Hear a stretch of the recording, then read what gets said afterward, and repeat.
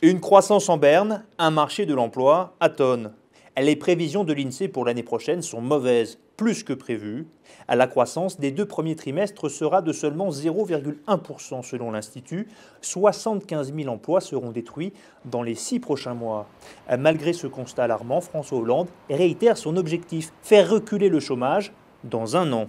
Ça sera difficile, parce que quand on a une croissance quasi nulle pour le premier semestre 2013, le chômage va continuer d'augmenter. Et qu'est-ce que j'ai dit aux Français? Je l'ai dit dès le mois de septembre. Je leur ai dit, voilà, pendant un an, ça va être très difficile. La volonté qui est la mienne, c'est qu'à la fin d'année 2013, mais ça va être long, la fin d'année 2013, il y ait une inversion. Une inversion, ça veut dire quoi? Ça veut dire que le chômage, à ce moment-là, régressera. Par-delà le volontarisme, ces chiffres tombent mal, car le gouvernement avait un deuxième objectif, réduire à 3% du PIB le déficit public en 2013. Sauf que cet objectif reposait sur une prévision de croissance de 0,8%, devenue irréaliste. Conséquence, la France pourrait emprunter plus cher sur les marchés.